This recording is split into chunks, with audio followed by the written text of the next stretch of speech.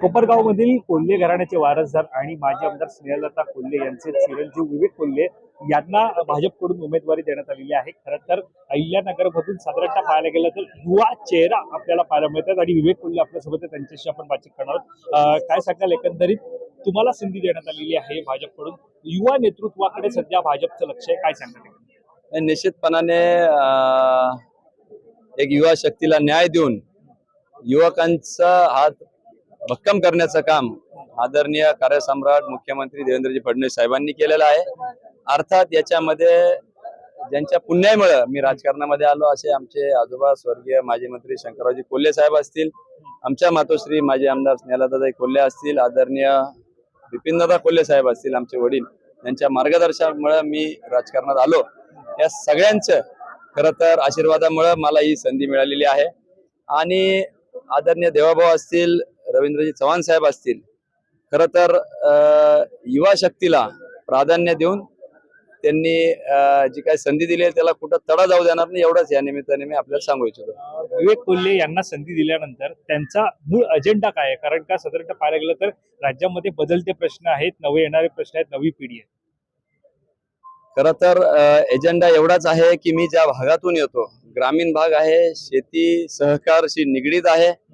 शेती सहकार आणि युवा शक्ती आणि महिला सशक्तीकरण या सगळ्यांमध्ये मी वाढलेलो आहे। त्याच्यामुळे प्राधान्याने तेच प्रश्न घेऊन पश्चिमेचं पाणी पूर्वेकडे वळवण्याच्या दृष्टिकोनातून स्वर्गीय कोल्हे साहेबांचं स्वप्न होतं, बिपिनदादांनी अनेकदा आंदोलनं केलेले आहे।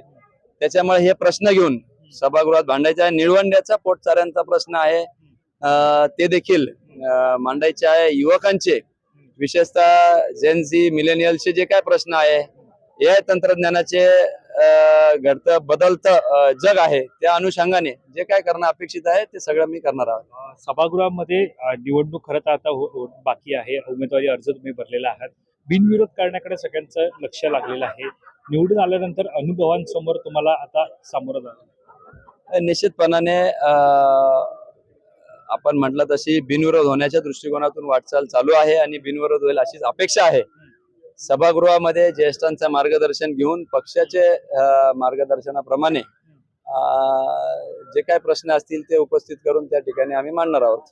भाजप ज्या प्रकारे युवकांच्या हाती पुढचं नेतृत्व, राजकीय नेतृत्व देण्याच्या दृष्टिकोनातून काम करत आहेत, काय वाटतं राजकारणामध्ये युवकांच्या हाती राज्याचं राजकारण गेलं पाहिजे? निश्चितपणाने समतोल साधला गेला पाहिजे। युवकांबरोबर ज्येष्ठांचं मार्गदर्शनही तितकंच महत्वाचं आहे आणि ते समतोल माझ्या मते आपण जर बघितलं की 6 उमेदवारी अर्ज आज दाखल झालेले आहे, 2 महिला आहे, त्याच्यामुळं 33% महिलांना त्या ठिकाणी उमेदवारी दिली आहे। प्रज्ञाताई सातव असतील, माधवीताई नाईक असतील यांच्या रूपाने, आणि भौगोलिक दृष्टिकोनातून देखील समतोल साधला गेलेला आहे। पक्ष संघटनेलाही न्याय दिलेला आहे आणि युवा शक्तीला देखील प्रतिनिधित्व देऊन एक सर्वसमावेशक पक्ष म्हणून भारतीय जनता पार्टीकडे जे बघितलं जातं त्याचाच अनुरूप म्हणून आजचा हा निर्णय घेतला असं मी समजतो। राजकारणात युवा नेते कोल्हे सर कसे?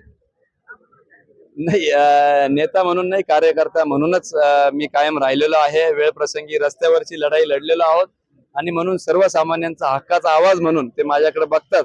अगदी माझ्या मोबाईल मध्ये 10,500 ते 11,000 नंबर सेव्ह आहे आणि अनेकदा हक्कानी आमचे युवा वर्ग काम सांगतात आणि करून घेतात आणि तितक्याच हक्काने इथून पुढे देखील त्यांचे प्रश्न सोडवण्यासाठी मी तत्पर राहील। जेव्हा संधी दिली तेव्हा काय वाटतं?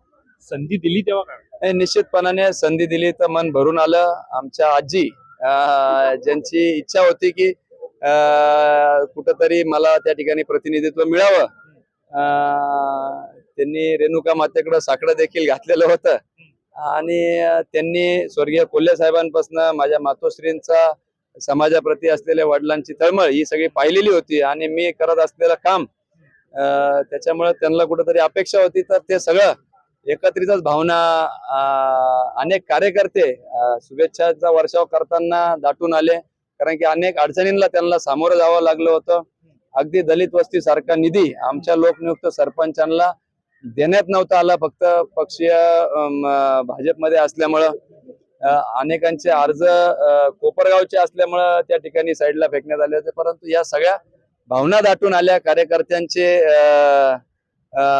जणू काही दुसरी दिवाळी आमच्या पंचक्रोशीमध्ये कार्यकर्त्यांनी साजरी केलेली आहे त्याच्यामुळे अपेक्षाही उंचवलेल्या आहेत. त्या अपेक्षा पूर्ण करण्याचा प्रामाणिक प्रयत्न मी करणार आहे. ती शेवटचा प्रश्न, अनेक जण भाजपमध्ये सध्या प्रवेश करत आहेत, इच्छुक आहेत, उमेदवारी मिळावी यासाठी इच्छुक होते, मात्र या सगळ्यांमध्ये विवेक कोल्हे यांना उमेदवारी दिलेली आहे. त्यामुळे नाराजी जर असेल तर ती कशा प्रकारे आता दूर होईल?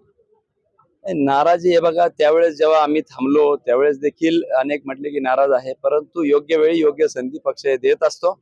ज्या काय पक्षाच्या देखील संधी दिलेल्या असते ती एक संधी असते, तिच्यासाठी कोणीतरी प्रयत्नशील असतं. म्हणून नाराज न होता पक्ष संघटनेसाठी काम करावं हीच यामागची भावना ठेवून लोकांनी बघावं, एवढंच मी या निमित्ताने सांगेल. धन्यवाद आमच्याशी बातचीत केल्या संदर्भात. कॅमेरा पर्सन अजय सर, वैभव पाटील, मुंबई.